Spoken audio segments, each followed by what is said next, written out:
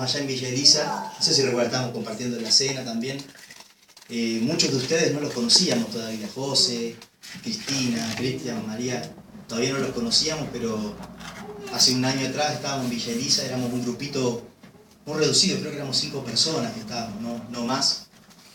Y qué lindo verlos ahora todos a ustedes, estar acá en La Plata y vivir este tiempo todos juntos. Bueno, Hechos capítulo 2, del 41 al 47, dice así.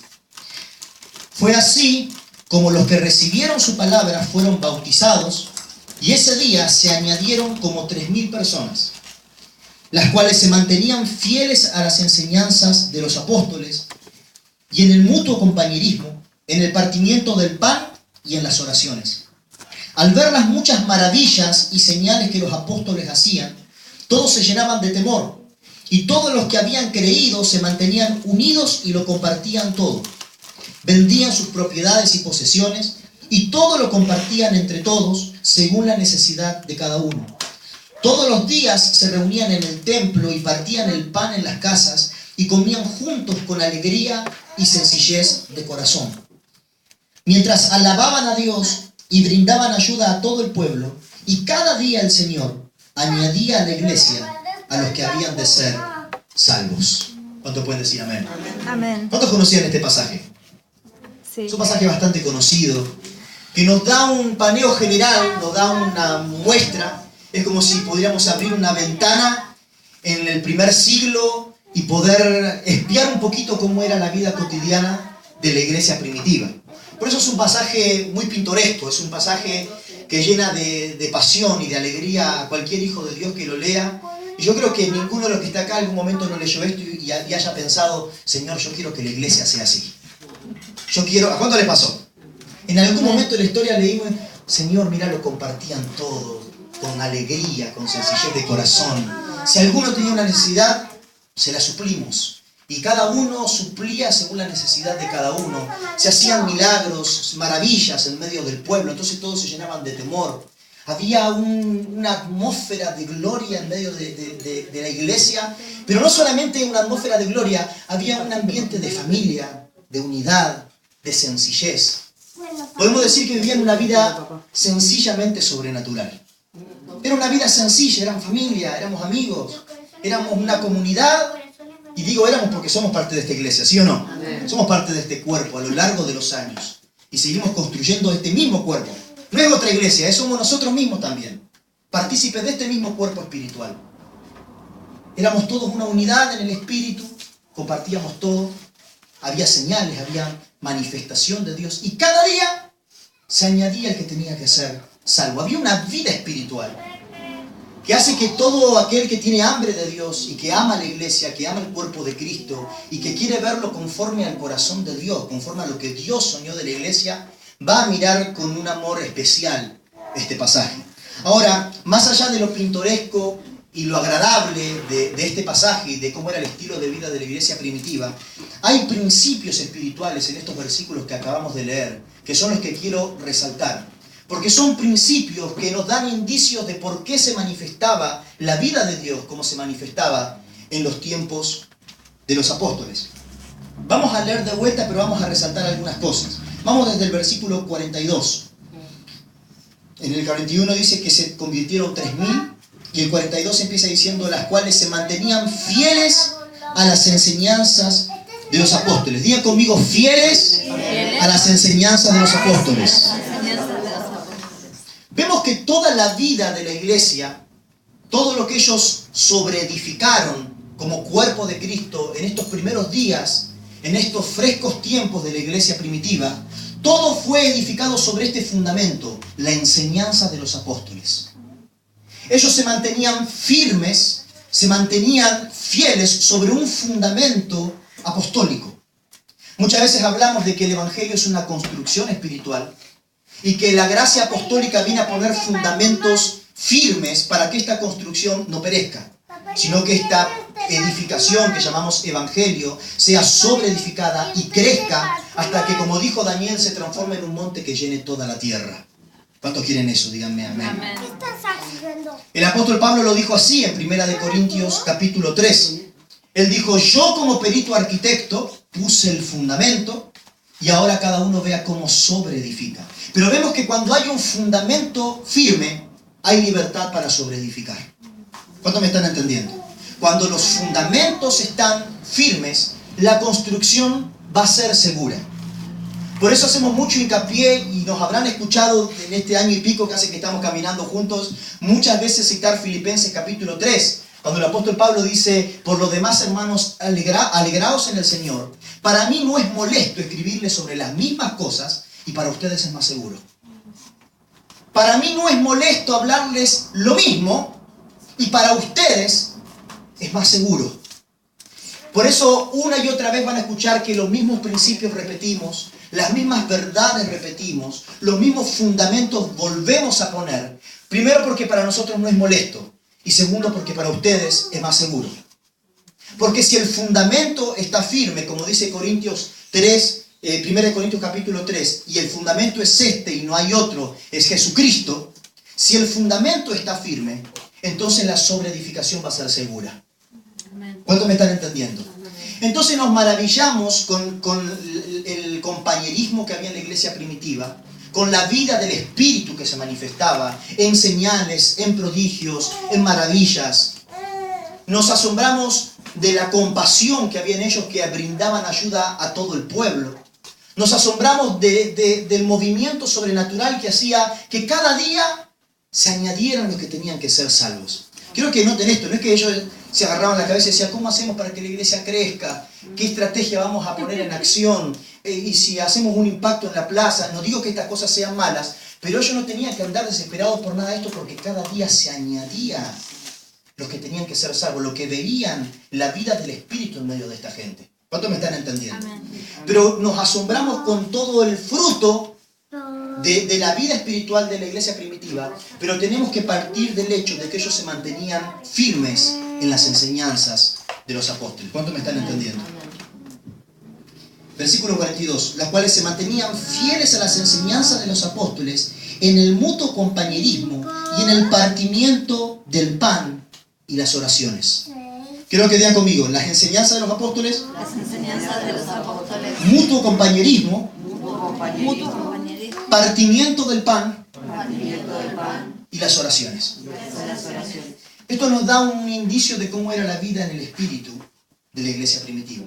Ellos estaban permaneciendo en una enseñanza, en un mutuo compañerismo, en el partimiento del pan y en las oraciones. ¿Cuántos me están entendiendo? Después dice: al ver las muchas maravillas y señales que los apóstoles hacían, todos se llenaban de temor, y todos los que habían creído se mantenían unidos y lo compartían todo, vendían sus propiedades y posesiones, todos lo compartían entre todos según la necesidad de cada uno, y todos los días se reunían en el templo y partían el pan, vuelvo a repetirlo, en las casas, y comían juntos con alegría y sencillez de corazón, mientras alababan a Dios y brindaban ayuda a todo el pueblo. Y cada día el Señor añadía a la iglesia a los que habían de ser salvos. 2 veces nombra un hecho que ellos tenían como una actividad diaria, que era el partimiento del pan. Ellos dicen que se reunían todos los días, diga conmigo, todos los días, en el templo y en las casas, y que permanecían en el partimiento del pan, en las oraciones y en el mutuo compañerismo. Esto hacía que la iglesia fuera una iglesia viva en el espíritu. Habían señales, habían prodigios por medio de ellos. Había una manifestación de compasión y misericordia que hacía que ellos brindaran ayuda a las personas. Y cada día se añadían los que tenían que ser salvos. No estamos intentando buscar un modelo. Bueno, este es el modelo que a partir de ahora tenemos que implementar. Pero sí hay principios, hay patrones espirituales que funcionaban en medio de ellos, que le daba vida espiritual a la iglesia. Estamos buscando realmente cómo era la iglesia en el diseño del corazón de Dios. Estamos a muchos años antes de que la iglesia se institucionalizara por medio de Roma. Estamos a mucho tiempo antes de que cayeran en dogmas como lo que eran el linaje apostólico y cosas que empezaron a meter religión y costumbrismos dentro de la iglesia. Estamos en lo más puro de la iglesia en este momento.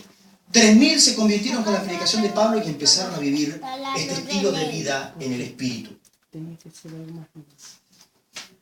Ahora, algo que tenemos que entender, ¿qué significaba el partimiento del pan para los judíos? El partimiento del pan, en un principio tenía que ver con la conmemoración de las Pascuas, de cuando el pueblo de Dios estaba en Egipto, y cuando fueron sacados de tierra de Egipto por medio de muchas señales, y el día de las Pascuas fue el día en el que el Señor los mandó a matar un cordero, puro, sin mancha, y con su sangre pintaran los dinteles de las puertas, y que cocieran panes sin levadura. Es lo que nosotros conocemos como las Pascuas. ¿Me están siguiendo? Cada vez que se hablaba del partimiento del pan, se hablaba de las Pascuas. Sin embargo, dice acá que el partimiento del pan era algo que ellos hacían diariamente. Era algo que ellos, cada vez que estaban reunidos en las casas, cada vez que ellos estaban reunidos en el templo, cada vez que estaban en el mutuo compañerismo, permanecían en las oraciones y el partimiento del pan. ¿Cuánto me están entendiendo? El partimiento del pan pasó de ser un evento anual a ser una actividad diaria en los santos.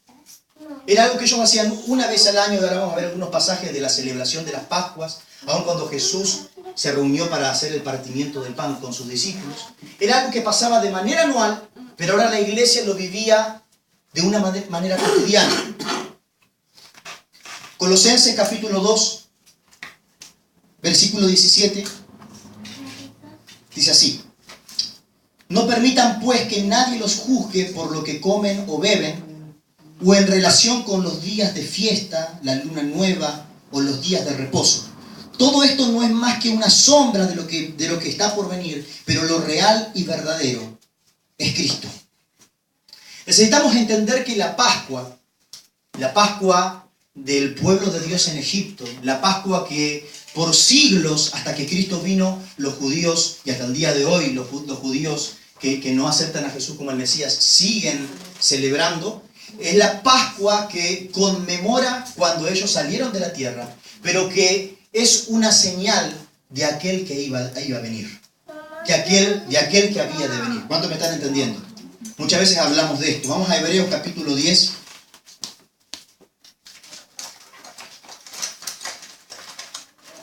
Hebreos capítulo 10. Vamos a leer el versículo 1, que dice así: la ley es apenas el contorno de los bienes venideros. Otra versión dice: la ley es apenas la sombra de los bienes venideros y no su imagen real. Vamos al versículo 5. Por eso al entrar en el mundo Cristo dijo: no quieres sacrificio y ofrenda, pero me has dado un cuerpo.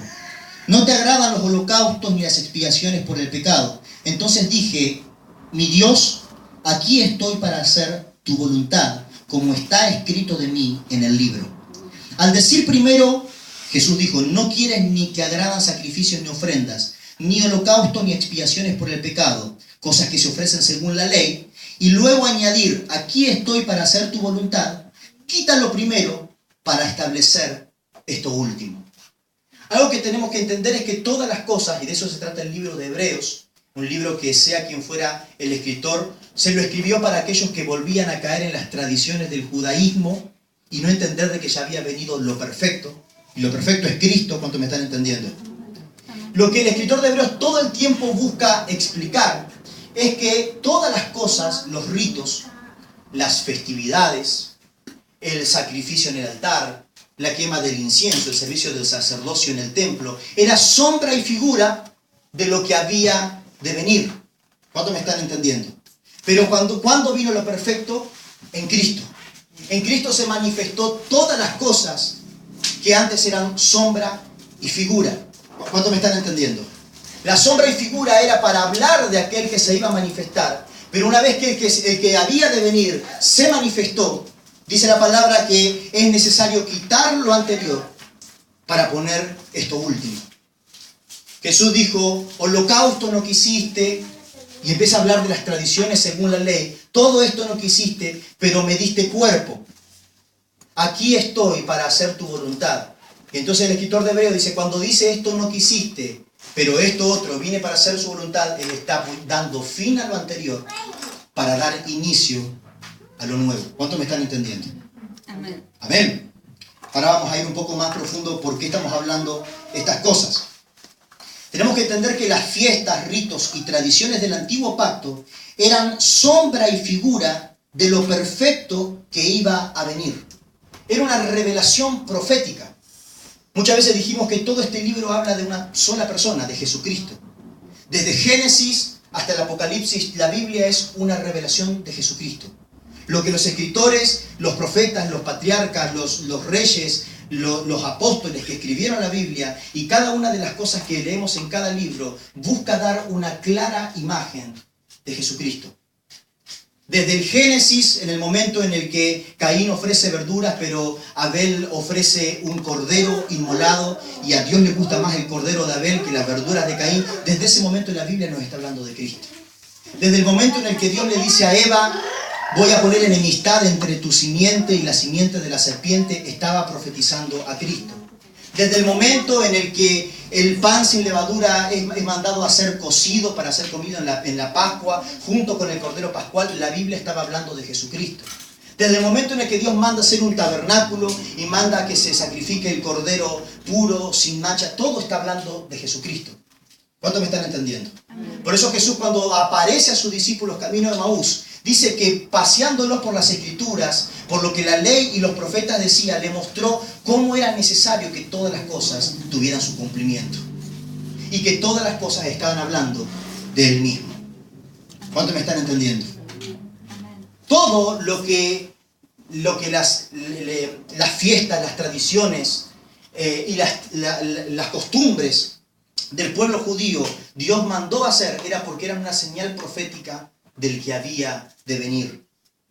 Siempre digo yo de que cada una de estas cosas, el jubileo, las Pascuas, el día de reposo, es una revelación desglosada de quién es Cristo. En el libro de Hebreo vamos a ver de que ahora el escritor de Hebreo nos dice que Cristo es el día de reposo. Jesús viene a hablar de que Él es el año favorable, como también se le llamaba al año de jubileo. El escritor de Corintios, Pablo, dice, Cristo es nuestra Pascua. En todo tiempo vemos de que cada una de las tradiciones y cada una de las fiestas y cada uno de los mandatos, hasta por ejemplo el del día de reposo, era una revelación desglosada del todo de Cristo. ¿De quién es Cristo? ¿Cuántos me están entendiendo? Amén. Por eso es necio cuando algunas personas dicen, el Antiguo Testamento ya no sirve más. Porque vamos a tener una revelación aún más profunda de Jesucristo al leer el Antiguo Testamento. Amén. ¿Cuántos me están entendiendo? Cuando Él vino a cumplir las profecías, quitó lo primero para establecer esto último. Eso es Hebreos capítulo 10, versículo 14. Y segundo,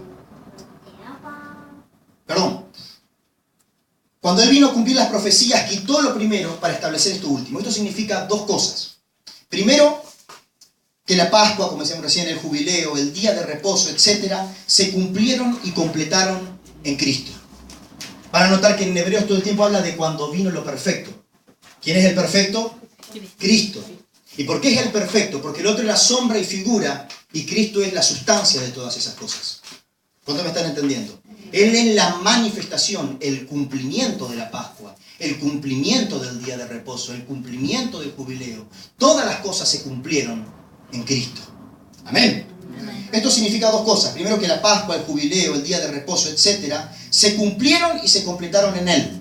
Y segundo, que todas estas cosas pasó de ser un evento de un día en el año o de un día de la semana a ser una persona divina en la que entramos y permanecemos. Hoy, Pascua es una fiesta diaria y continua. ¿Cuántos me están entendiendo? No es algo que tenemos que esperar para recordar una celebración. Nosotros estamos inmersos en nuestra Pascua, que es Cristo. ¿Cuántos me están siguiendo? Vamos a leer 1 Corintios, capítulo 5, versículo 7.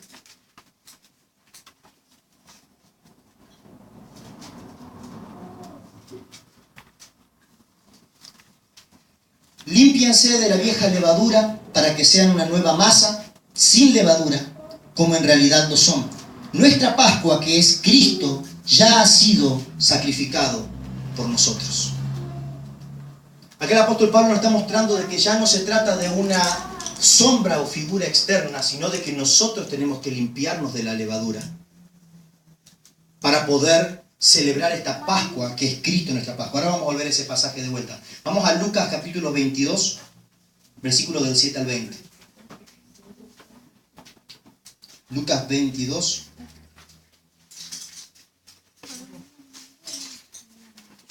De 7 al 20.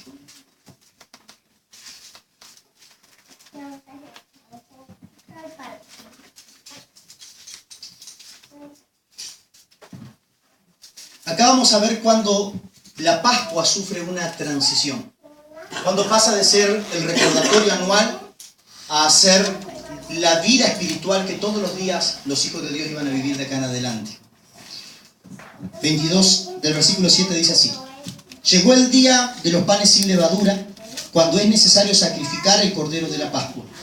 Jesús envió a Pedro y a Juan con estas instrucciones: vayan a preparar todo para que comamos la Pascua.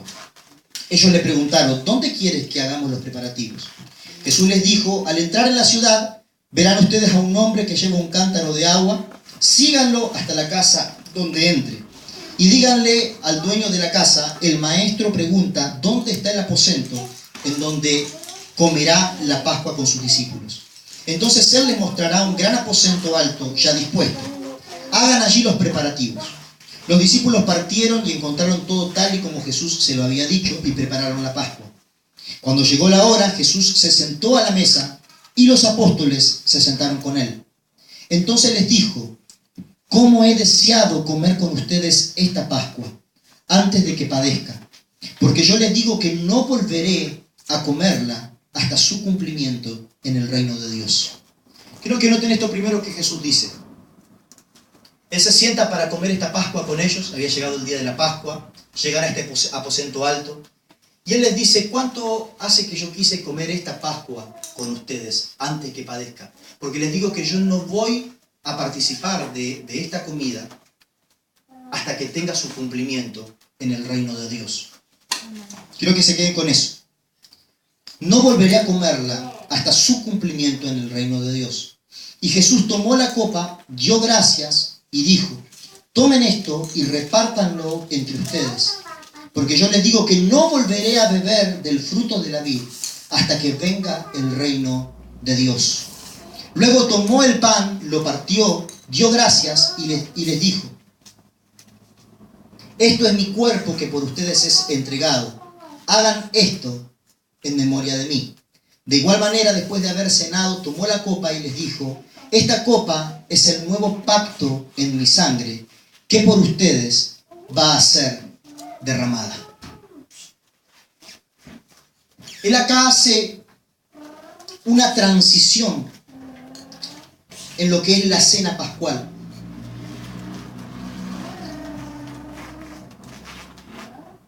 Él primero dice de que hacía mucho tiempo que él quería compartir esta cena con ellos antes de ser entregado, porque él no iba a consumirla de vuelta, él no iba a tomar esta cena de vuelta, él no iba a partir ese pan y comerlo otra vez, no iba a probar el fruto de la vid otra vez, hasta que tenga su cumplimiento en el reino de Dios.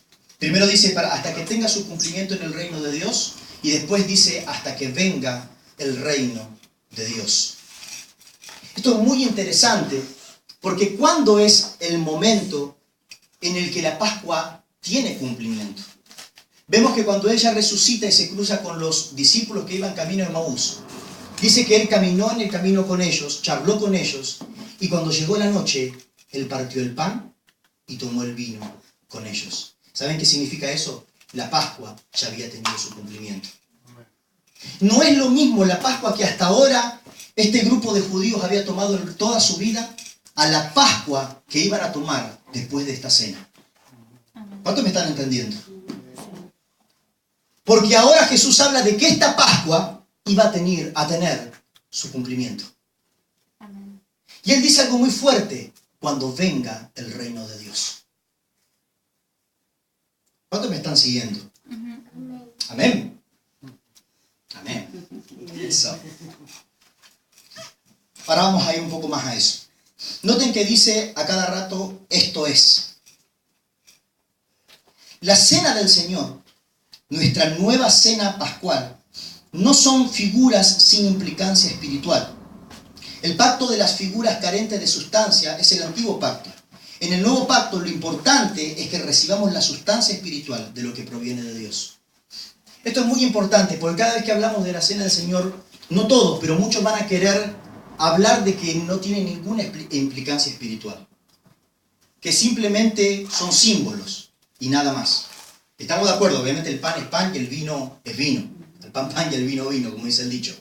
Lógicamente, no estoy diciendo de que no, el pan es un cacho de carne.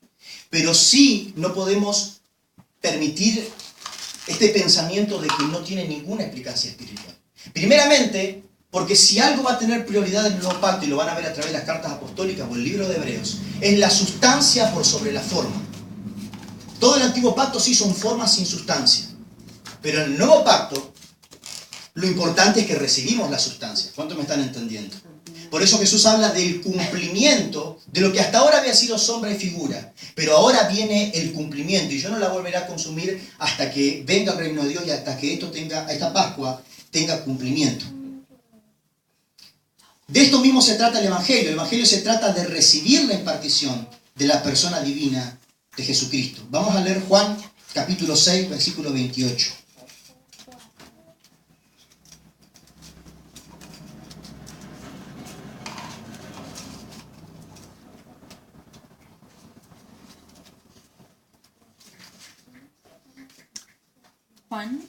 Juan, capítulo 6, versículo 28. Entonces le dijeron, ¿y qué debemos hacer para poner en práctica las obras de Dios? O sea, Jesús está con una multitud y le preguntan, Jesús, ¿qué tenemos que hacer para poner en práctica las obras de Dios? Jesús les respondió, esta es la obra de Dios, que crean en aquel que Él ha enviado. Le dijeron entonces, pero ¿qué señal haces tú para que veamos y te creamos? ¿Qué es lo que haces? Nuestros padres comieron el maná en el desierto, tal y como está escrito.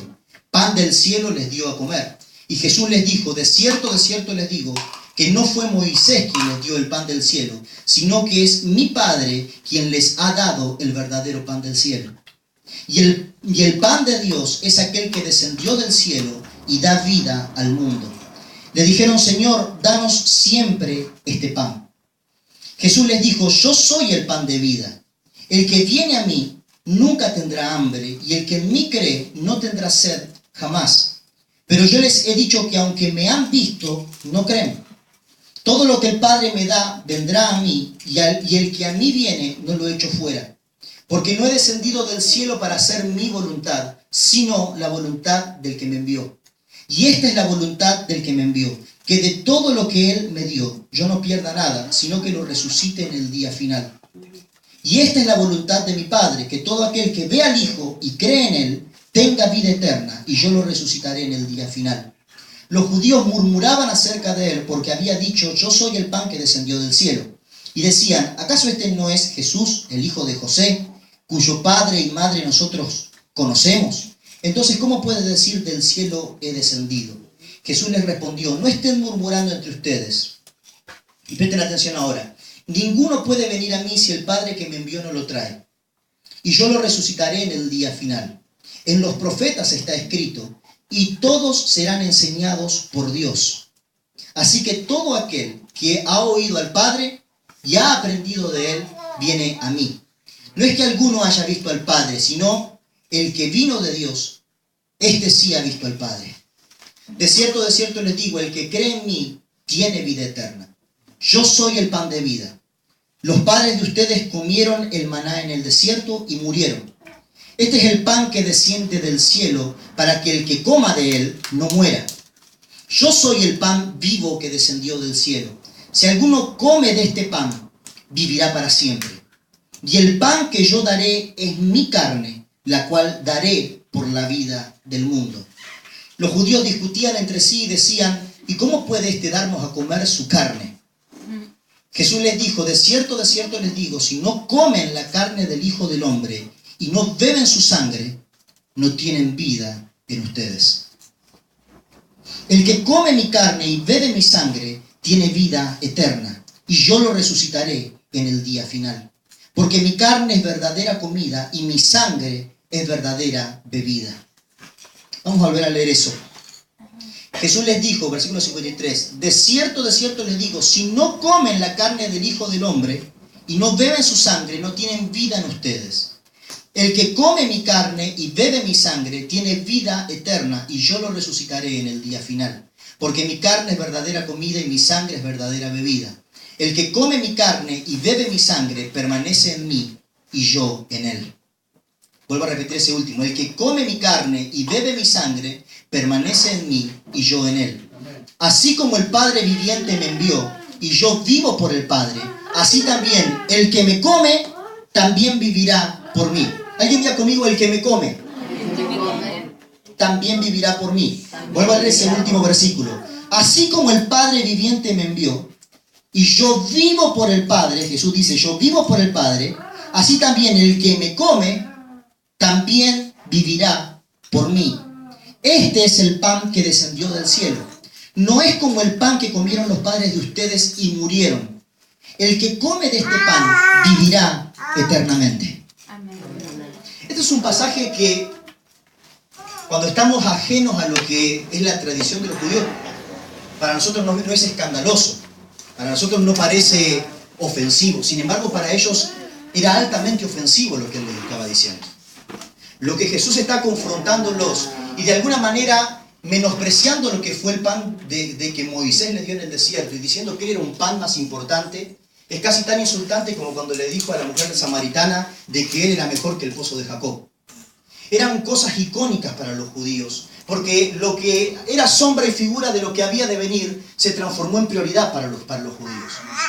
Los judíos, la Pascua era el pan que había que partir cada año y recordar de cuando salimos de la cautividad. Y ahora vino la manifestación de esa Pascua a sacarlos de una cautividad más grande que la de Egipto. ¿Cuánto me están entendiendo? Cristo es el cumplimiento de muchas señales proféticas que habían en el antiguo pacto, pero Cristo es la sustancia de lo que antes solamente era figura. ¿Cuántos creen que es más importante el cumplimiento que la profecía? Es como que yo le escribo una carta a Nati con una profecía y que esa profecía diga, voy a tener cuidado con lo que voy a decir, no voy a hablar de marido. Esa profecía diga, Dios te entrega una casa donde nadie te va a ir a molestar, va a tener porque yo sé que te gusta estar sola, te gusta vivir sola.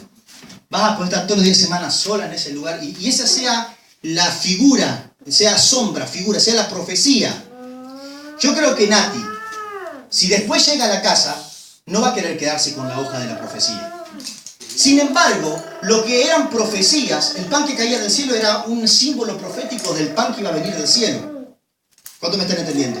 La Pascua anual que comían, el pan que partían todos los años los judíos, era una sombra y figura profética del perfecto pan del cielo que iba a venir y que iba a ser partido por cada uno de nosotros. Pero ¿cuál era el problema de los judíos? Preferían la forma que el cumplimiento. Preferían la señal, preferían el tipo y figura antes que el cumplimiento de la profecía. Y lo que más disruptiva hizo la predicación de Jesucristo para la cultura e idiosincrasia de un judío era de que él venía a decirle todo lo que para ustedes es sacro, es intocable, en realidad era una profecía de lo que yo vengo a traer cumplimiento. Yo soy el importante, ahora me tienen que comer a mí. ¿Cuántos me están entendiendo? La Pascua era algo que venía cada año. Ahora la Pascua va a ser una dimensión en la que ustedes van a ser inmersos. ¿Cuánto me están entendiendo? Lo que una vez pasó con los judíos, que la sangre no permitió que la muerte entre en sus hogares, ahora la sangre del Cordero va a pintar los dinteles de sus vidas, de sus familias para siempre y estarán inmersos en esta realidad. ¿Cuánto me están entendiendo? Lo que era sombra y figura de que salió de la cautividad del pueblo, de la cautividad de Egipto, ahora yo vengo a quitarlos de la cautividad del diablo y de la muerte. ¿Cuánto me están entendiendo?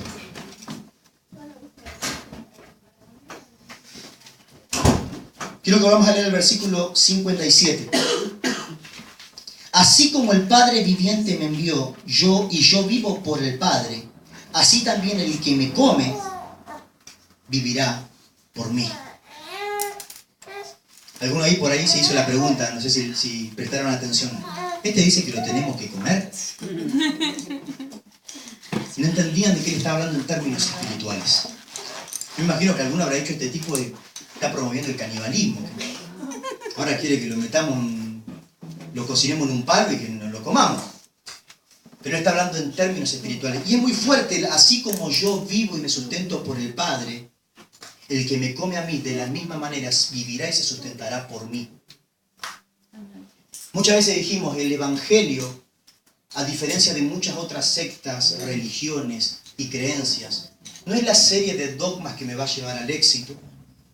No es la serie de principios que si yo los cumplo, voy a agradar a cualquiera, sea mi Dios, sea Alá, sea el que se le quiera ocurrir.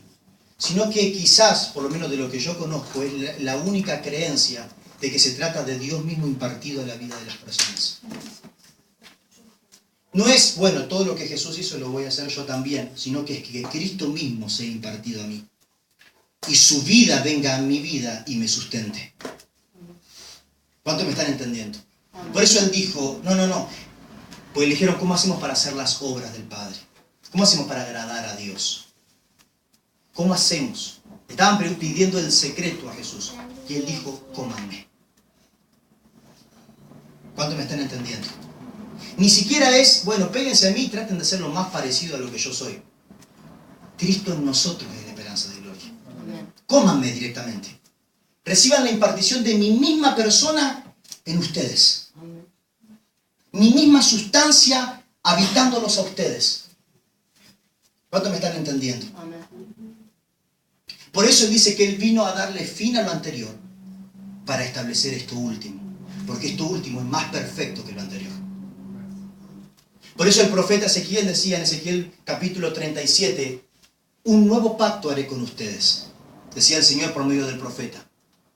Esparciré agua limpia sobre ustedes, quitaré el corazón de carne, quitaré el corazón de piedra, pondré un corazón de carne y pondré mi espíritu en ustedes para que caminen en mis mandamientos y estatutos. Porque ¿qué pasaba con el pueblo?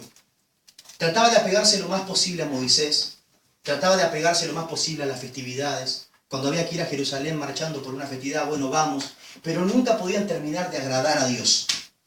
Entonces, ¿qué dice el profeta Ezequiel del pacto que iba a venir? El que daría fin a lo anterior, que era imperfecto, y daría inicio a lo nuevo, que era más perfecto. Tranquilos, ahora yo pondré mi espíritu en ustedes, para que caminen en mis mandamientos y en mi estatuto. ¿Cuántos creen que es mejor lo de después que lo de antes? Amén. Amén. Ahora él dijo, si no comen mi carne y no beben mi sangre, la vida no está en ustedes. ¿Quién es la vida? Cristo. Dijo, yo soy el camino, la verdad y la vida. Pero si no me comen, la vida no está en ustedes. ¿Cuántos me están entendiendo? Él viene a hacer una transición radical de lo que la Pascua es, porque Él viene a darle cumplimiento a la Pascua. Lo que leíamos recién en Lucas capítulo 22. De cierto les digo que no volveré a comer esta Pascua hasta que tenga su cumplimiento en el reino de Dios. Y lo vemos a Él volver de la muerte, volver en el poder de la resurrección. Y con los hombres de camino de Emaús, comparte la cena una vez más. ¿Cuánto me están entendiendo? Porque la Pascua ahora tuvo cumplimiento. Amén. ¿Cuánto le dan gloria al Señor por esto? Amén. Ahora, algo que vamos a ver en toda esta dinámica de Juan capítulo 6 es la relación que hay entre comerlo a Él y el poder de resurrección. Hay una íntima relación entre comer a Cristo y resucitar. Van a ver versículo desde el 39 al 44, que Él todo el tiempo dice, y yo lo resucitaré en el día final. Él pone el comerlo a Él en íntima relación con lo que es la resurrección. ¿Cuántos me están siguiendo? Pueden volver a leer, así no somos muy reiterativos de vuelta. Capítulo 6, desde el 39 al 44. Que Él persistentemente dice, si me comen, y parece que quería que se lo comieran. Y yo lo resucitaré, y yo lo resucitaré, y yo lo resucitaré. Todo el tiempo está diciendo, y yo lo resucitaré, y yo lo resucitaré. Cuando entendemos el poder que empieza a operar en nosotros por comer y beber a Cristo, creo que quede muy claro esto. Disculpen, para mí no es molesto repetirles más cosas, para ustedes más seguro. De que el Evangelio no se trata simplemente de imitación de Cristo, de una cierta veneración a Cristo, sino que yo tengo que convertirme en un solo espíritu con Él. Por eso que es lo primero que decimos cuando predicamos el Evangelio, tenés que recibir a Cristo. Ni siquiera decimos, tenés que empezar a leer un poco más la Biblia. No, porque puede que la persona empiece a leer la Biblia, pero no, el cambio del Evangelio es que recibas a Cristo. ¿Me estoy explicando? Amén. Cuando entendemos el poder que empieza a operar en nosotros por comer y beber a Cristo, entendemos que la resurrección no fue un evento hace 2000 años, sino que es una realidad espiritual disponible para nosotros hoy. El poder de la resurrección, como el apóstol Pablo decía, el mismo poder que levantó a Cristo de los muertos, es una realidad disponible para cada uno de los que está siendo nutrido de la vida de Cristo. Para cada uno que come su carne y bebe su sangre. Y Cristo no es un Dios externo que sí lo venero de lejos, sino que es algo que dice carne en mí. Empiezo a conocer el poder de la resurrección. Cuando nos unimos a Cristo, nos unimos a todo lo que Él es y a su obra en la cruz, su muerte, su resurrección, su ascensión y su entronación en los lugares celestiales. Cuando yo me uno a Cristo, me uno a todo lo que Cristo es y a todo lo que Cristo hizo. Muchas veces dijimos, estamos sentados junto con Cristo en los lugares celestiales. Muchas veces decimos, en nosotros opera el poder de resurrección. Muchas veces decimos, juntamente con Cristo estoy crucificado, como dijo el apóstol Pablo. Porque cuando nos unimos a Cristo, nos unimos a la obra que Él hizo. ¿Cuántos me están entendiendo? Por eso dice la palabra que Él es el primogénito de muchos hermanos. Y que todo lo que Él conquistó, nosotros lo conquistamos juntamente con Cristo.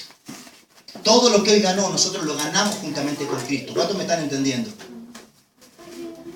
Amén.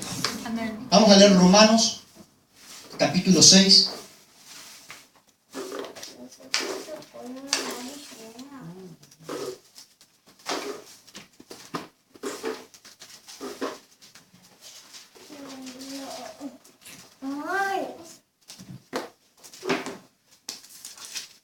Desde el versículo 3 al 14. ¿No saben ustedes que todos los que fuimos bautizados en Cristo Jesús, fuimos bautizados en su muerte? A ver, ¿quién recuerda qué significaba bautizado? Sumergido. En otras palabras, está diciendo, ¿no saben que los que fuimos sumergidos en Cristo, fuimos sumergidos en su muerte? Porque por el bautismo fuimos sepultados con Él en su muerte, para que así como Cristo resucitó de los muertos por la gloria del Padre, así también nosotros vivamos una vida nueva. Es decir, fuimos sumergidos con Él en su misma muerte, para que así como Él resucitó, nosotros también salgamos a una nueva vida. ¿Cuánto me están entendiendo? Porque si nos hemos unido a Cristo en su muerte, así también, digan conmigo, así también nos uniremos a Él en su resurrección.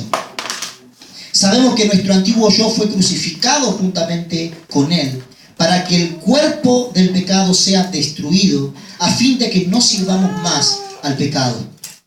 Porque el que ha muerto ha sido liberado del pecado. Así que si morimos con Cristo, digan conmigo, si morimos con Cristo, creemos que también viviremos con Él. Sabemos que Cristo resucitó y que no volverá a morir, pues la muerte ya no tiene poder sobre Él. Cuando nos unimos a Cristo, cuando somos bautizados en Cristo, cuando somos sumergidos en Cristo, somos sumergidos juntamente con Él en su muerte, para así también nacer a una nueva vida. ¿Cuántos me están siguiendo? Amén. Ahora, ¿cómo puedo unirme a algo que pasó hace 2000 años? ¿Cómo puedo yo unirme a su muerte y unirme a su resurrección? Algo que pasó hace tanto tiempo. Necesitamos entender que la cruz y la resurrección no son hechos temporales, sino eternos. Se manifestaron en lo temporal, pero sucedieron en la eternidad. Por eso Apocalipsis capítulo 13, versículo 8, dice que Él era el Cordero inmolado desde el inicio del mundo. ¿Cómo? Nosotros creemos que Él fue inmolado recién, hace 2000 años atrás, recién, no en el inicio del mundo. Sin embargo, cuando entendemos de que la obra de la cruz, la obra del Cordero inmolado es una obra eterna, vamos a entender, por ejemplo, por qué cada vez que un sacerdote ofrecía un cordero, venía la expiación. Porque en lo natural le estaba ofreciendo el cordero. La expiación era el cordero inmolado desde el inicio del mundo. ¿Por qué le agradó al Señor el sacrificio de Abel? Porque el cordero ya había sido inmolado desde el inicio del mundo. Primera de Pedro, capítulo 1, versículo 19 al 20, dice que Él es el cordero inmolado desde antes de la fundación del mundo. ¿Cuántos me están entendiendo? ¿Cómo yo puedo ser juntamente con Cristo crucificado? ¿Cómo puedo unirme yo a Él, con Él en su muerte para poder también volver con Él en su resurrección? Tenemos que quitar de nuestra mente la cruz como el método de tortura romana simplemente. La cruz es un lugar espiritual de eternidad. Por eso Él ni siquiera había sido crucificado, pero dijo, si alguno quiere venir en pos de mí, niéguese a sí mismo, tome su cruz y sígame. Ya Él daba inicio a todo lo que era el reino de Dios, primero tomando la cruz. Primero yendo a la cruz. ¿Cuántos me están entendiendo? Amén. Lo mismo con la resurrección. Juan capítulo 11, leemos este último versículo. Juan capítulo 11.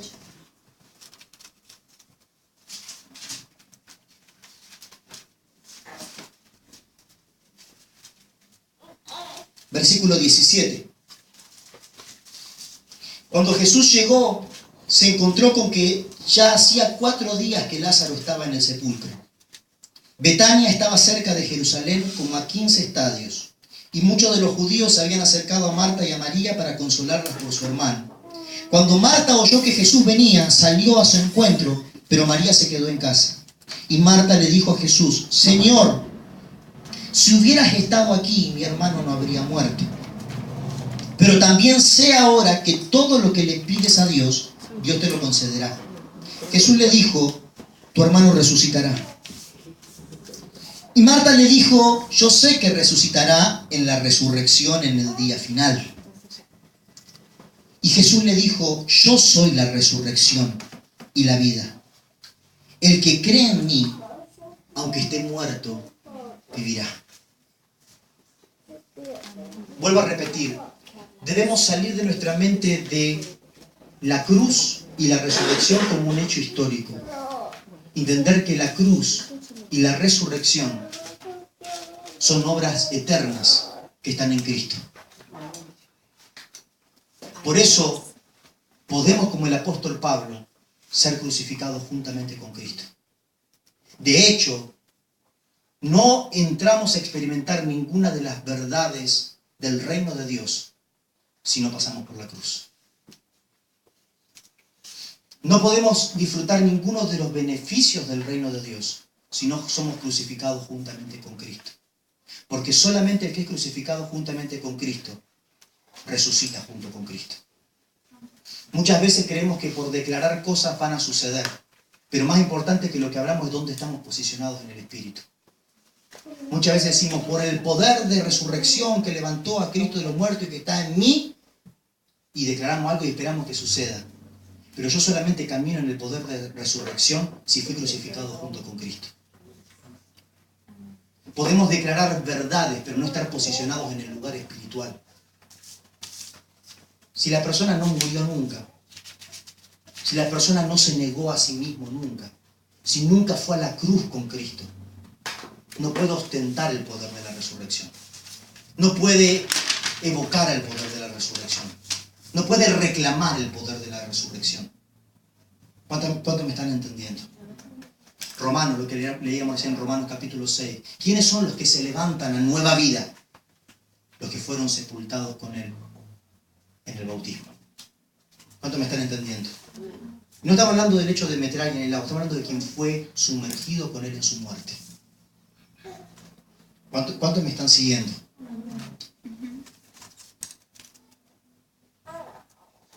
No podemos llevar a la cruz a un hecho histórico, un hecho puntual, a un día. Como tampoco podemos llevar la resurrección a un hecho puntual, a un día, sino que entender que la resurrección está operando en Cristo. Y no solamente después, no solamente que resurrección es que yo vuelva cuando Cristo resucitó. Cristo ni siquiera había sido inmolado en lo natural acá. Sin embargo, Él le dijo, no, Marta, yo soy la resurrección. ¿Cuánto me están entendiendo? Porque le dijo, tu hermano resucitará. Y ella dijo, sí, el día de la resurrección de los muertos. Yo soy la resurrección y la vida.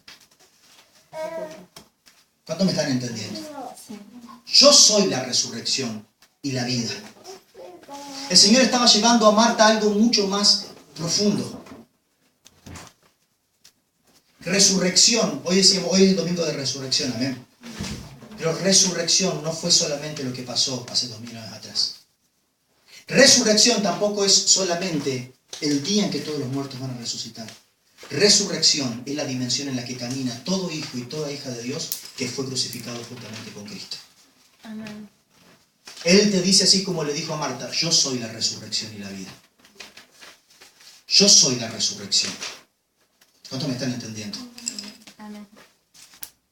La resurrección no es ni lo que pasó y hoy recordamos históricamente, ni lo que, bueno, esperá la esperanza de la resurrección. Hoy podés caminar en el poder de resurrección si nos nutrimos de la vida de Cristo, porque Él es la resurrección y la vida. ¿Cuántos me están entendiendo? Amén. Cristo pagó la deuda en la cruz, pero desató todos los beneficios en su resurrección. Dice Efesios capítulo 4, Él descendió hasta lo más profundo, llevó cautiva la cautividad, ascendió hasta lo más alto y dio dones a los hombres. Vemos de que el tiempo de recompensa, ¿vieron cuando conquistan un reino los ejércitos? Hay un tiempo de conquista y hay un tiempo de llevarse las recompensas. El momento en el que se lleva las recompensas y le entregas en la resurrección. Pero muchas veces decimos, ¿por qué no estoy caminando en todo lo que Él conquistó en su resurrección? Porque solamente caminan en el poder de la resurrección, en los beneficios de la resurrección, en las recompensas de la resurrección, en la libertad de la resurrección, los que fueron juntamente con Él crucificados. Si alguno quiere venir en pos de mí, niéguese a sí mismo, tome su cruz y sígame. Yo te pido, amor, si me puedes ayudar con las cosas.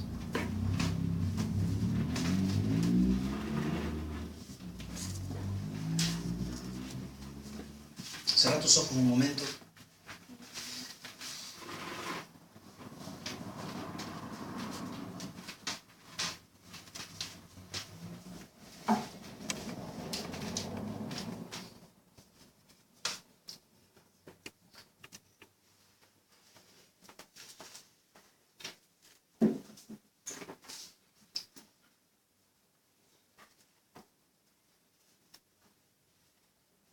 Que salgamos, Señor, de todo entendimiento natural de la Pascua y entremos en la revelación espiritual de dónde estamos habitando y permaneciendo los que estamos en Cristo. Más allá de recordar un día histórico o una festividad anual, que entendamos por el Espíritu que habitamos en nuestra Pascua, que es Cristo.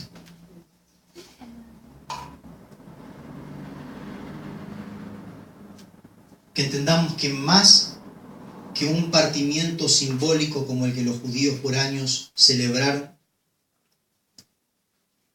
evocando aquellos panes sin levadura, como dice Corintios capítulo 5, versículo 7, que nosotros podamos ser esos panes despojados de la levadura de este mundo.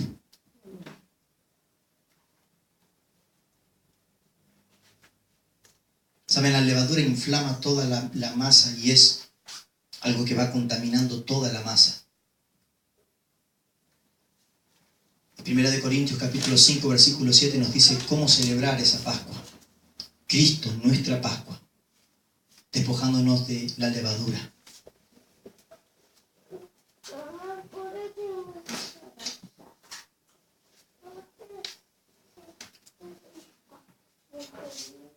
El que no come mi carne y no bebe mi sangre no tiene la vida en él. Señor, queremos comer de ti. Queremos beber de ti. Ahí donde estás, empezar a hablar con el Señor, decirle: Señor, yo quiero comer de ti, quiero beber de ti. No es solamente el símbolo que vamos a compartir. Porque el que no come su carne y no bebe su sangre no tiene vida en él.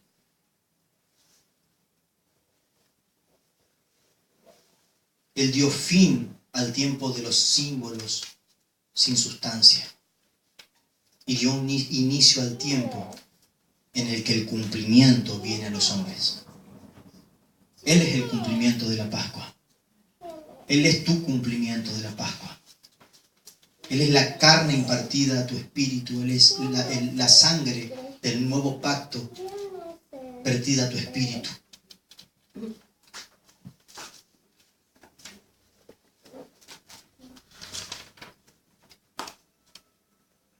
Padre, en el nombre de Cristo Jesús, bendecimos esta comida, estos alimentos, este pan, este vino.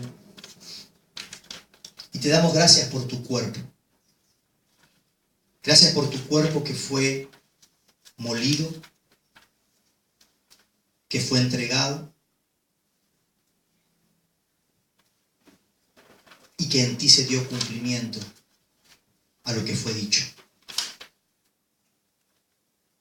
Gracias porque tú eres el Cordero Pascual. Tú eres el Cordero de la libertad. Tú eres el Cordero que quita de la cautividad.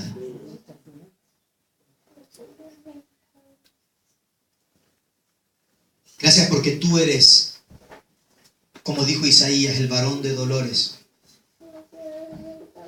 El Cordero que no abrió su boca.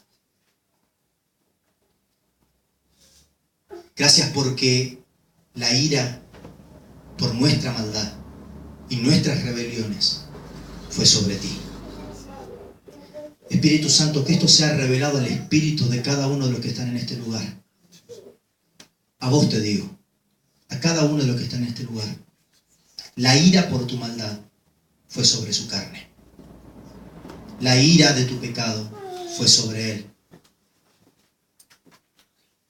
La ira de tus rebeliones fue sobre él. Y por sus llagas fuimos sanados. Quiero invitarte, Frank, si podés agarrar un pan. Y ¿cuántos son? 5, ¿no? Dale uno a Cristina, que se una con alguien. Ustedes tres pueden compartir ese. Ahora vamos a partir el pan.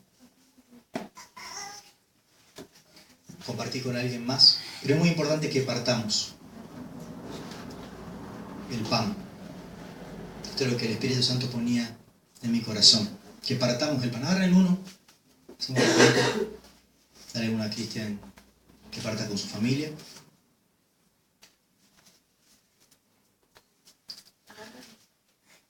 En este mismo espíritu, Señor, partimos el pan. Cada uno parta y reparta.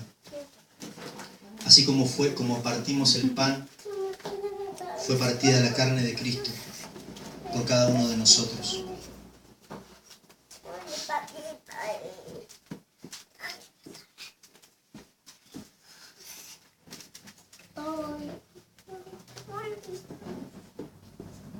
Y comemos en memoria de ti, Señor.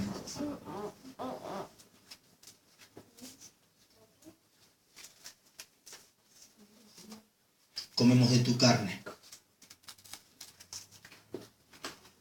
entendiendo que somos carne de tu carne, hueso de tus huesos. Somos el cuerpo de Cristo. Estamos unidos a ti. El que se ha unido al Señor, un solo espíritu es con Él. Digan conmigo, somos el cuerpo de Cristo. Somos el cuerpo de Cristo. Así como nos dimos el pan los unos a los otros, Señor, que la medida de gracia que a cada uno le fue dada para bendición del cuerpo, la demos a nuestro hermano. que lo que hemos recibido se lo demos al de al lado. La gracia del cuerpo que te fue dada, el miembro que seas dentro de este cuerpo, es para beneficio del que está al lado.